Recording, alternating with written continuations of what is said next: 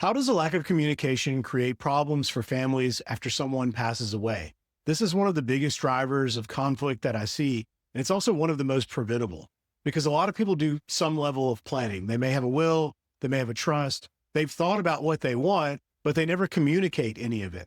Their family doesn't know what the plan is. They don't know who is in charge. They don't know why certain decisions were made, and that creates a gap. Now, let's talk about what happens in that gap. Something happens and your family is trying to step in. They're trying to do the right thing, but they're working with limited information. They may know you have a plan, but they don't know the details. They don't know your intentions, and they don't know what to expect. So what do? They start trying to figure it out.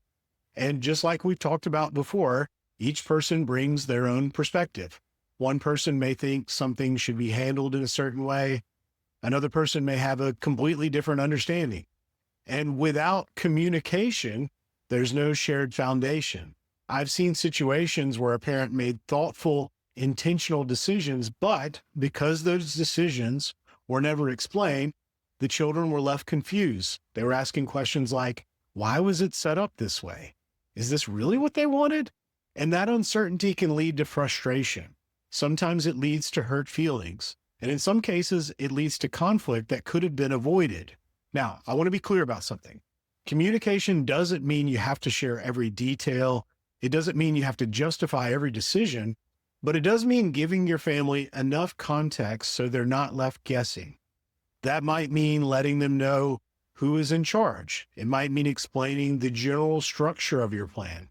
And in some situations, it may mean having a conversation about decisions that might not be obvious. Now, compare that to a situation where there's no communication at all. Your family is trying to piece things together after the fact. And that's when misunderstandings happen. That's when people fill in the gaps with their own assumptions. And that's when conflict can start to build. A well-structured plan is important, but pairing that plan with clear communication makes it even more effective because now your family isn't just following the document. They understand the intent behind it. And understanding goes a long way in keeping everyone aligned. At the end of the day, estate planning is not just about creating documents. It's about making things easier for your family, and communication is a big part of that.